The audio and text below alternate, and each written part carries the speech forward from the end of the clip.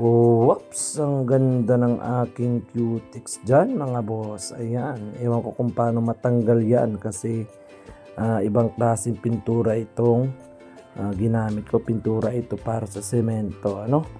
Actually, natapos ko na siya kaso nagreklamo ang aking magandang misis na ayaw niya ng kulay kasi madumihin daw. At saka nakita ko naman na parang halata yung cracks sa kulay na ito. So ayan, pinalitan natin. Pang second coat na, parang second coating na natin. Hindi na ako bumili ng ganong same kulay. Yung next na kulay ko ay yan na lang para masunod ang gusto ng aking magandang asawa. So ayan ang kagandahan sa pag tayo ang gumagawa ay nasusunod ang ating gustong mangyari sa ating mga bahay. So ayan, ang purpose nito kung bakit kulay na lang ako ng sahig bukod sa medyo mura siya aside sa tiles ay actually wala pa talaga akong plano na kulayan yan kaso nakikita niyo yung cracks na yan. Pag nakikita kasi ng maliit namin na anak yan si Liro ay kinukut-kut niya na doon ako, alam mo naman pag penet na tayo parang napapraning tayo at baka dyan pa masugatan ng ating anak or ating mga chikiting. So ayan, bukod sa wala pa akong budget sa pagpa-tiles ay yan muna ang ating naisip. Sa gustong alamin kung anong klaseng pintura yan, ang brand yan ay Acrylex, no?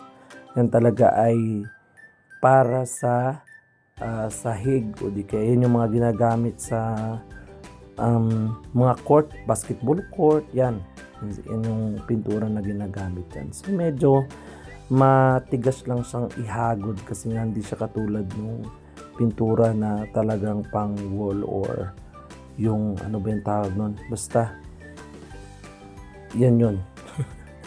So ayan nga, at medyo nag-i-enjoy ako dito sa pagkakahagod dito kasi alam ko kasi na yung magbe-benefit naman ito ay ang aking mga chikiting, especially yung aming Liro na maliit, no?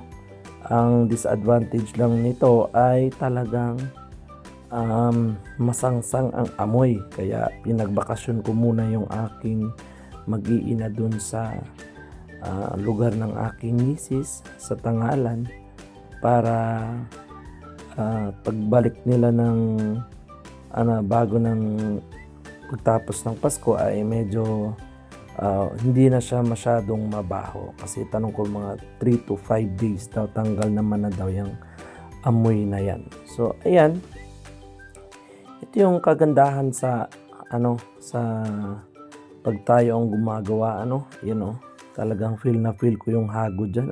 Alam mo naman, kala mo naman talagang pintor talaga. Bukod sa nakatipid tayo sa mahal ba naman ng ngayon ng labor ngayon dito sa Pilipinas ng pintor, nasa 700 to 800 yata, no? So ayun lang naman, parang hinahagod-hagod lang naman pala yan para matapos, So ito yung isa sa mga gusto namin or talaga nakasanayan namin ng misis ko na once na pag may bonus kami or nakaluwag-luwag kami dyan, nag-upgrade kami ng kahit papaano. Makikita mo dun sa may kusina dati or mapapansin nyo kung talagang sumusubaybay kayo sa mga vlogs ko o reels ko dati ay plain lang yan. So talagang pinaunti-unti namin na ipagawa. Ayun, at natapos din. At sana'y magustuhan ng aking mga chikiting to pagbalik nila. At medyo nabawasan na rin ang aking pangamba sa mga cracks na yan na ba magkasugat ang anak ko. So yun, see you mga boss!